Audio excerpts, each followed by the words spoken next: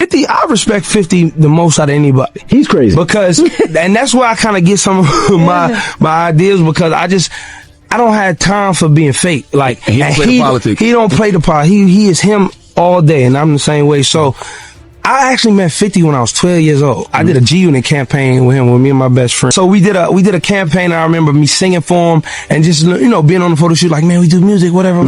And they always liked our music, but I as an artist now, I can understand why they wouldn't just sign us on the spot, because we don't just do that. We hear somebody rap or somebody that's good. Oh man, you dope, cool. As I progressed, when he saw me as a actual entertainer, he was like, I said, you don't remember me? He was like, bro, you was the little boy that was at the little, shoot, boom, boom, and he remembers. So he always had a respect for me, because he knew me from actually a little kid. Yeah, Chris Brown just spoke up and made it clear that he holds 50 Cent in higher regard than almost anyone in the industry. And if you know how 50 moves, you already know that is not the kind of respect people hand out casually. But what really made this wild is that 50 didn't ignore it. He actually responded.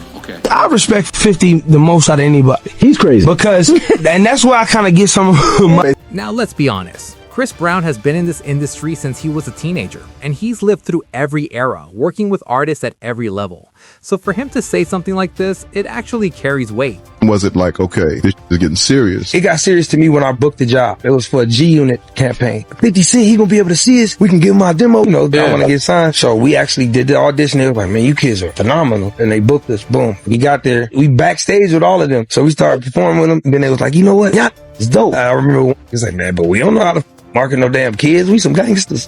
Chris Brown even talked about being a teenager himself, still trying to find his way into the music industry. He also brought up a moment he remembers clearly, seeing 50 Cent shooting the video for Gun back when he was young. I'm the man. You know I'm the man. Now let's break this down, because 50 Cent is known for being one of the hardest people to win over. He calls people out, he trolls celebrities, he doesn't even pretend to have fake friendships. So when someone like Chris Brown, who has also lived through controversy, major success, and real longevity, gives him that kind of respect, that says a lot. That's two artists who understand what it takes to survive in this industry. And Chris Brown isn't the only one saying it either. Mary J. Blige recently spoke on 50 Cent as well. Y'all is dope. Then I remember one day he's like, man, but we don't know how to market no kids. We some gangsters.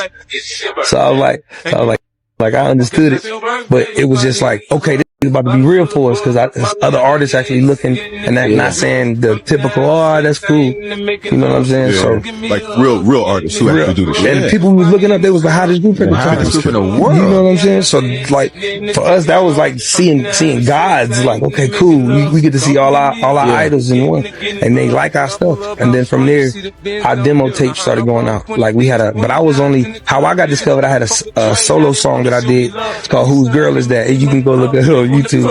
I think I was 12 or 13 when I shot it. So this was shot a video to it too? Yeah. So she called him a great boss and a genuinely good person, but she also made it clear you definitely don't want to end up on his bad side, which basically confirms what everyone already knows.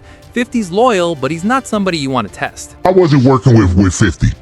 And it was great. Yeah. 50 was a great boss, man. They treat us really good at Ghost. Man, it was amazing. Just getting that gig was another happy moment in my life that I really needed. So shout out to 50 for just always blessing us. Like he always blesses us with, jobs, and I needed that job at the time, so thank you for that. And it was great. All the cast was great. It was just a dope opportunity. And you say when you got the Super Bowl call, you were actually on set for Power for Ghost. Well, I was working. Right. But I had a day off. Okay, and I was home when I got the call. Gotcha. So that must have been crazy too, just meeting up at rehearsal like, hey, you know what I'm saying? Look at us, you know what I'm saying? But yeah, Fifth has been my guy for decades. And I'm so glad that he loves me. You know what I'm Aren't we all glad that he loves us? Man. Because there's even times where I do an interview and somebody will say something like, oh no, don't say that, because like that motherfucker 50, he do like this. Like, yeah, big, I saw you chuckle. I'm like, oh shit. What the fuck? Do you ever sit back and be like, that's 50 being 50? Right? Listen, I don't know if you I had a show called Wind Down. You might want to go. It was on BET. I had 2 episodes. The first one's with Taraji and Carisha. Second one, I did an interview with 50. He opened up so much. He was so soft and inviting, and he's told so much truth, and not that he would ever lie. I'm not saying that he was that. What I'm saying is he was very vulnerable. I gotta go see it. It's on BET.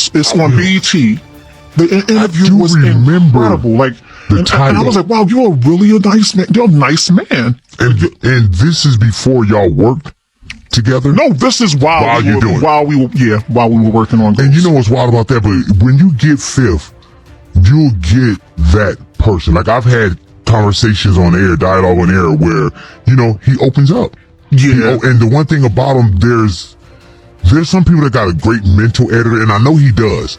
But when he want to go and be unfiltered, people see the shenanigans of Fifth, and that's probably the thing that gets on the marquee. Yeah. But when you go past the marquee and go to the actual venue, and you get to see how beautiful and how smart this dude is, that's a different guy. Yeah, he's a beautiful person, until you rub that wrong side, and then that's it, And that dude, man, he'll stay on you for he ain't letting go. He been on some of these guys. This we ain't gonna do.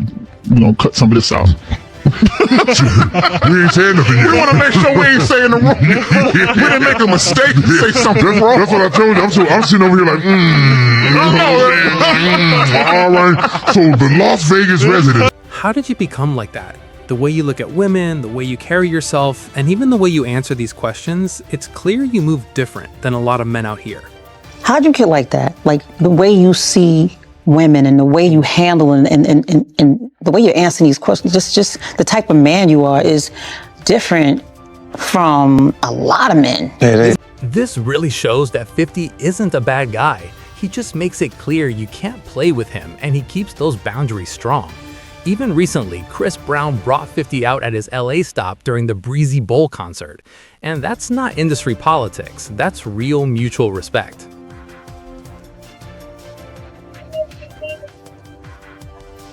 At the end of the day, this moment isn't about drama, it's about respect. 2 artists from different lanes and different eras, but with the same mindset, longevity, work ethic, and always standing on business. But I've got to ask y'all, is 50 Cent really one of the most respected figures in the industry right now? Or is Chris Brown giving him too much credit? Drop your thoughts below. But I know you were free, little baby. Everything was amazing. Go crazy, everybody think you stop, but I know you, baby. LA Thornton Chris Brown. I love y'all. Hey, Vin.